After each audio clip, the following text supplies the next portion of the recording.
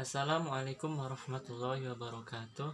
Nama saya Aliansyah, saya dari kelas Teknik Informatika 04 TPLE 008. Di sini saya akan mempresentasikan makalah yang sudah buat pada tugas kemarin untuk penilaian UAS atau ujian akhir semester mata kuliah PAK, pengantar aplikasi komputer.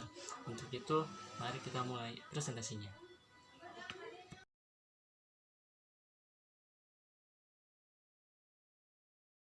Sepak bola. Siapa sih yang tidak tahu tentang sepak bola?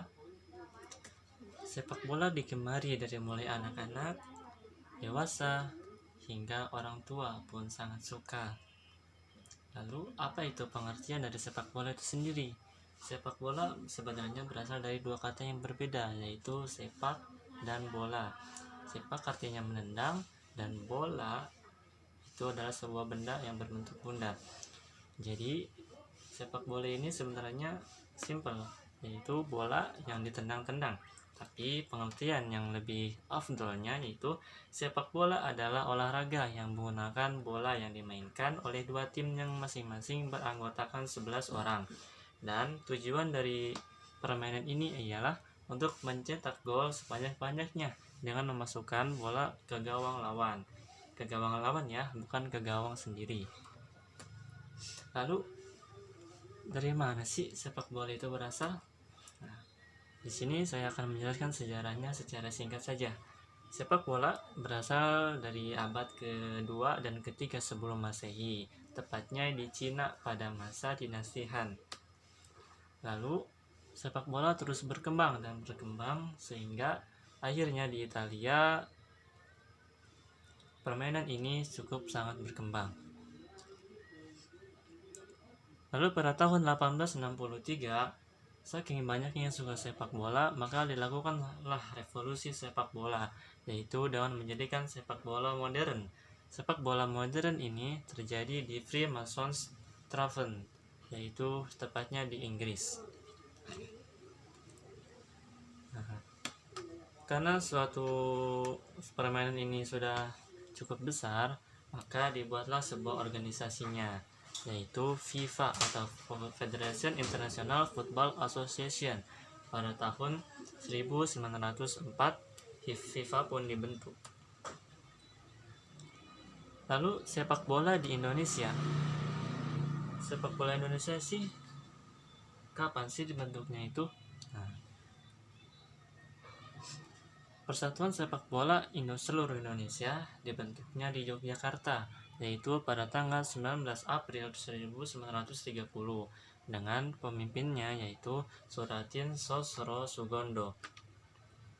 Tapi persepak bola Indonesia dari awal hingga sekarang masih patut dipertanyakan karena prestasinya dibilang cukup rendah. Kita lupakan tentang sejarah yang tadi karena sejarah sepak bola di Indonesia itu cukup beginilah. Kita langsung masuk saja ke teknik-teknik permainan pada sepak bola. Apa aja sih tekniknya? Yang pertama tentunya namanya juga sepak, tendang, maka tekniknya yaitu yang pertama yaitu menendang. Dalam menendang ini kita ada yang namanya mengoper atau passing dan ada yang namanya menembak atau shooting. Dalam menendang kita bisa menggunakan punggung kaki, bisa juga menggunakan bagian dalam kaki. Nah, tendangan itu bisa kita oper ke teman kita yang namanya passing, dan langsung kita bisa shoot yang namanya langsung bisa kita tembak yang namanya shooting. Nah, jadi tekniknya ialah kita harus passing dulu ke teman kita 1-2. Kalau sudah di depan musuh, di depan gawang lawan, baru kita shooting. Nah, tujuan dari shooting itu adalah penyelesaian akhir, yaitu untuk mencetak gol ke gawang lawan. Yaitu untuk teknik yang kedua yaitu menghentikan bola atau stopping. Stopping ini bisa dilakukan oleh kaki bagian telapak kaki dan bisa juga bagian dalamnya. Tidak juga sih, sebenarnya stopping ini bisa menggunakan dada juga, yang menahan dada, dan juga bisa menggunakan kepala. Dan yang terakhir tekniknya ialah menggiring bola atau dribbling. Tujuan dari dribbling ini ialah untuk menggocek atau melewati lawan yang di depan. Ketika lawan menghadang, otomatis lawan akan mencegah kita. Nah, dengan dribbling ini kita akan melewati lawan dengan mudah.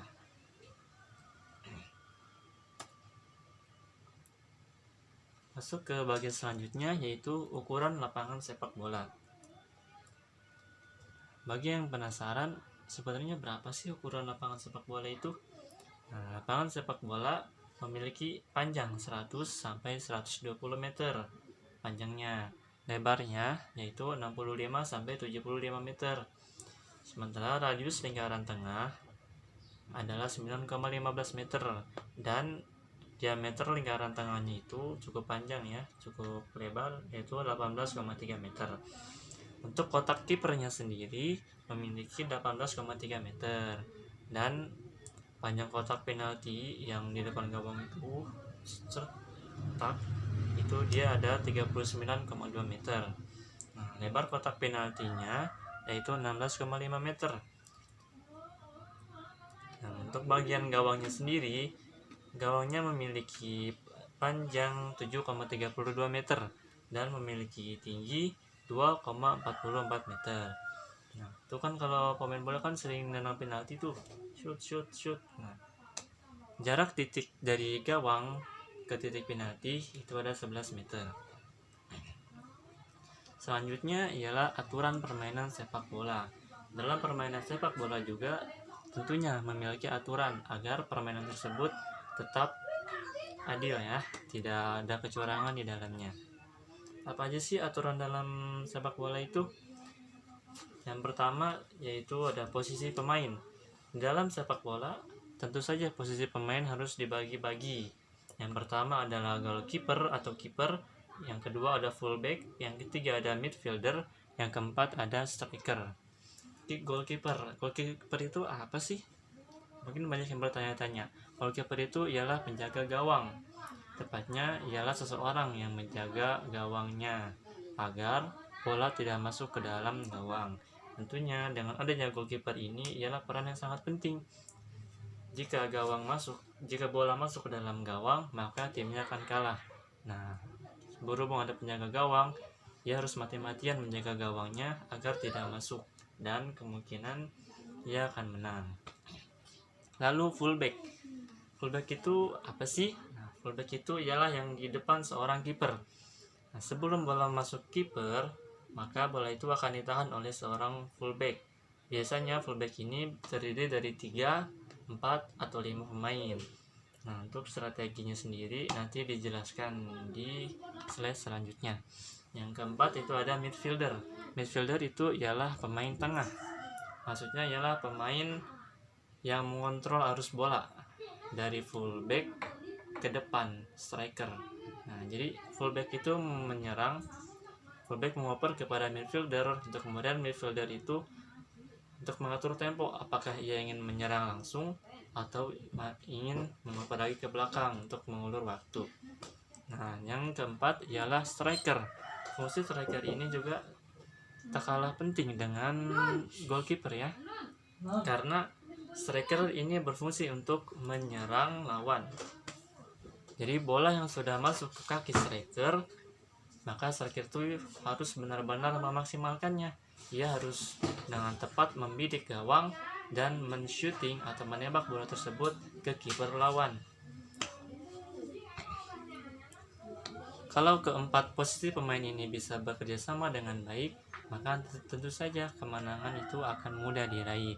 Karena jika goalkeepernya kuat, fullbacknya tangguh, midfieldernya tahu apa yang harus dilakukan, dan strikernya tajam, sudah tidak diragukan, maka ia akan memperoleh kemenangan.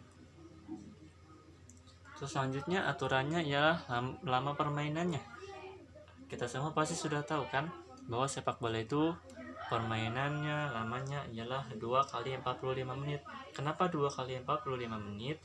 Karena satu sepak bola terdiri dari 2 babak.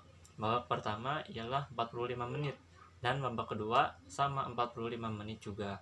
Nah, di antara babak ini ada yang namanya istirahat. Nah, istirahat tersebut dilakukan selama 15 menit.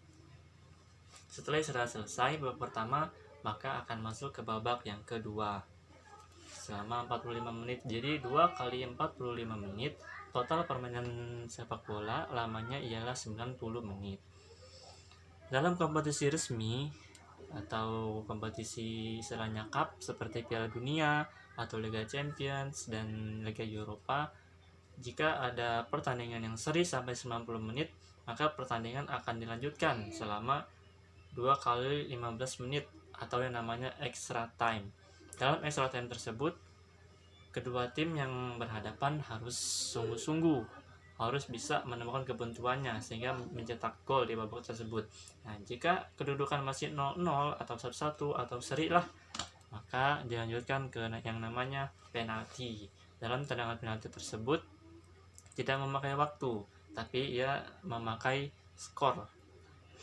Di dalam penalti itu ditentukan penendangnya berapa, siapa saja, dan tentu saja tidak melepaskan dari faktor keberuntungan. Selanjutnya aturannya yaitu ada yang namanya pelanggaran dalam sepak bola. Pelanggaran itu terjadinya apa aja sih kondisinya?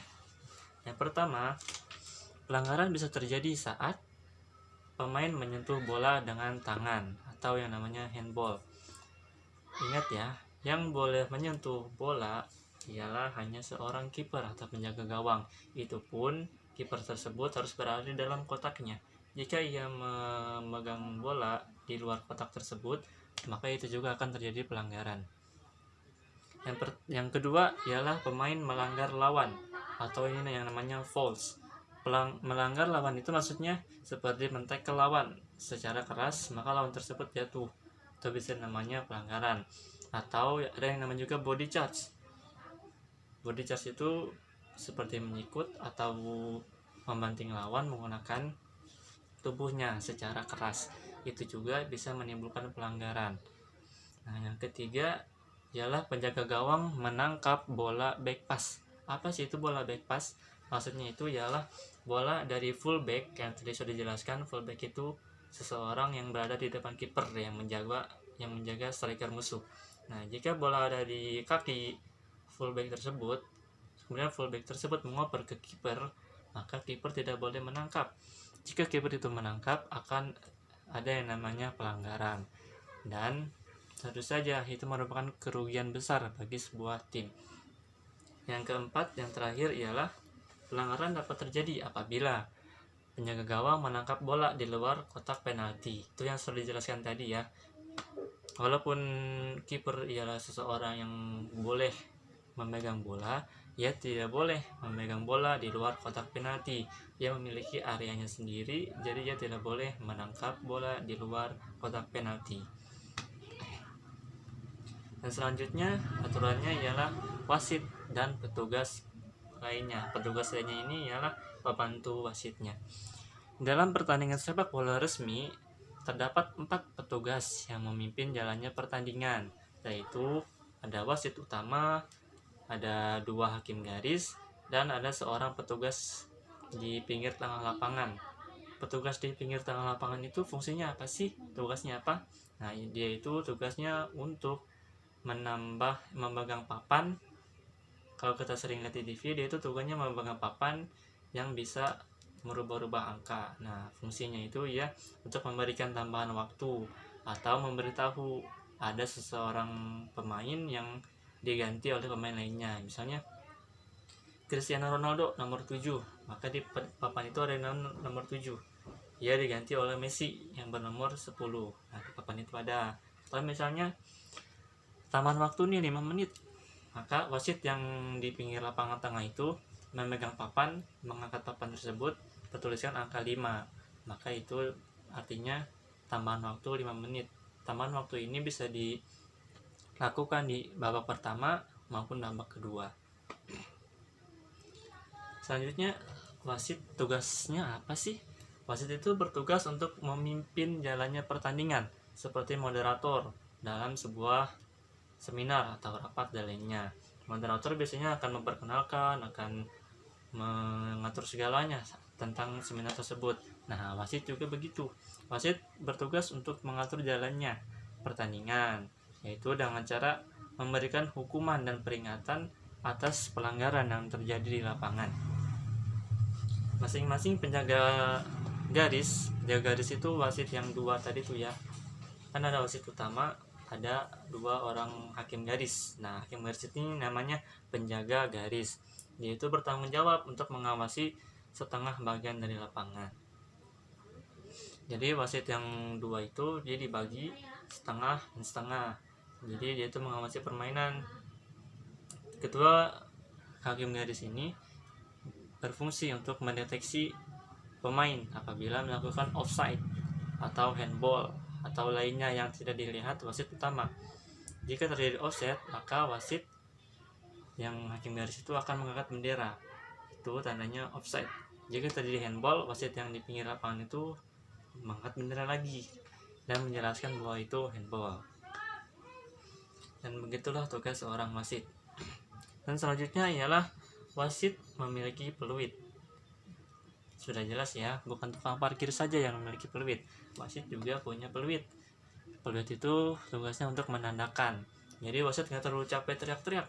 Kalau ada pelanggaran, nggak usah teriak pelanggaran. Maka dia tinggal meniup peluitnya, prit. Itu sebagai tanda bahwa itu pelanggaran.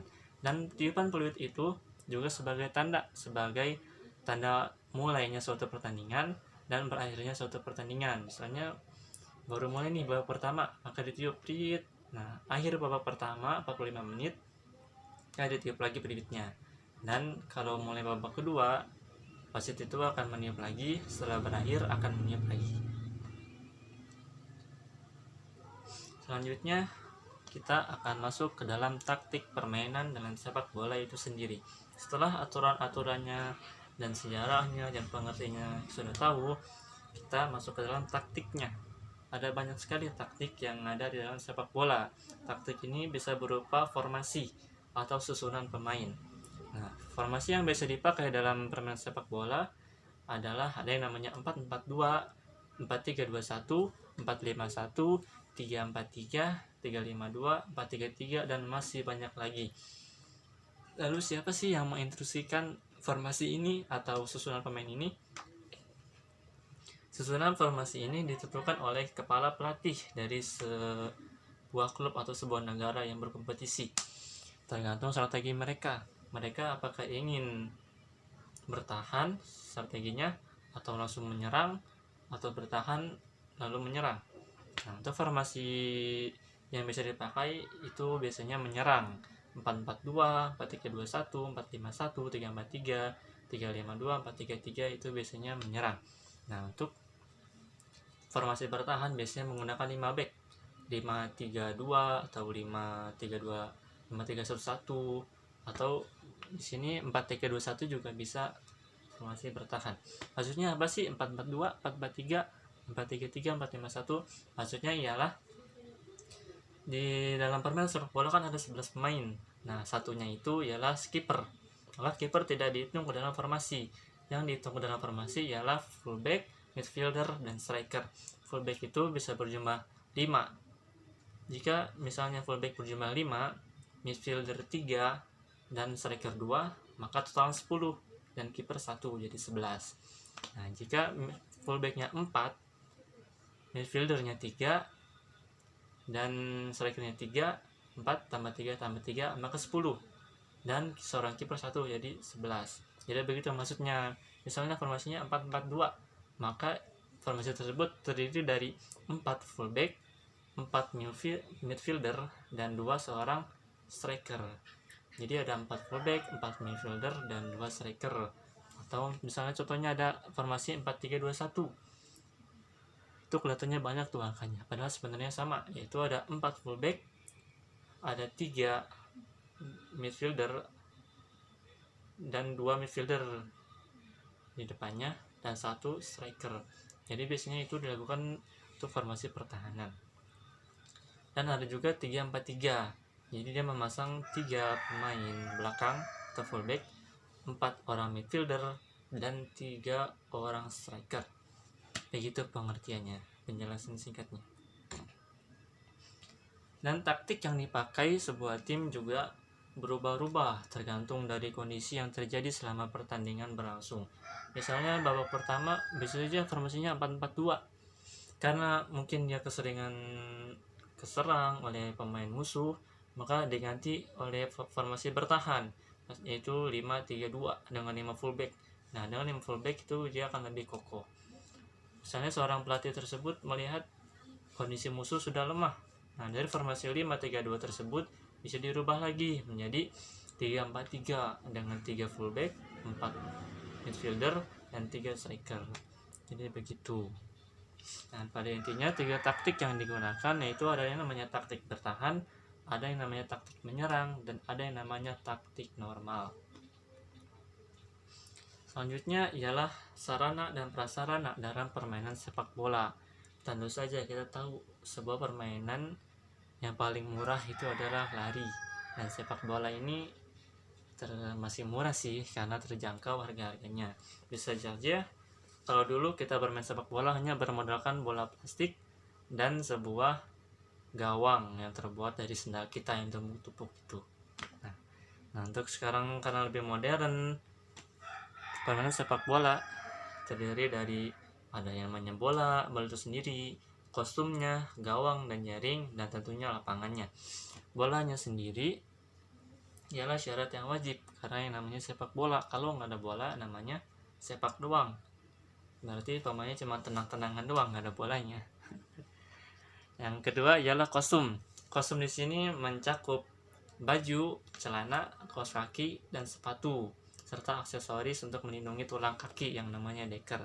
Nah, kostum ini diharuskan dalam permainan resmi harus sama dalam satu tim. Tidak boleh satu tim itu memiliki jersey yang berbeda warnanya atau berbeda desainnya dan lain-lain. Jadi jersey atau kostum ini harus sama mulai dari bajunya, celananya, dan kaos kaki. Untuk sepatu sendiri itu peraturannya ialah bebas, boleh memakai sepatu dari mana saja, asal jangan sepatu boleh mali, nggak berkah. Untuk selanjutnya sarana dan prasarana dalam sepak bola ialah ada yang namanya gawang dan jaring. Nah, gawang yang modern sekarang itu sudah terbuat dari besi dan jaring. Kalau dulu kita sering main bola itu pakai sendal yang ditumpuk-tumpuk, yang kalau waktunya selesai kalau udah maghrib atau waktu ibu kita manggil, "Woi pulang," baru pulang. Kalau sekarang sepak bola modern semuanya sudah ditentukan oleh aturan-aturan yang sudah berlaku. Aturan itu cukup banyak ya. Jadi dalam bermain sepak bola yang resmi kita harus memahami banget aturan-aturan yang ada. Tidak seperti sepak bola zaman dulu waktu kita kecil. Dan yang terakhir, sarana dan prasarana permainan sepak bola ialah lapangan itu sendiri. Dan lapangannya dibolehkan untuk memakai rumput asli atau rumput sintetis. Dan itulah tadi presentasi mengenai sepak bola yang singkat. Semoga dapat diterima dan dicerna. Sekian dan terima kasih. Saya pamit undur diri. Wassalamualaikum warahmatullahi wabarakatuh.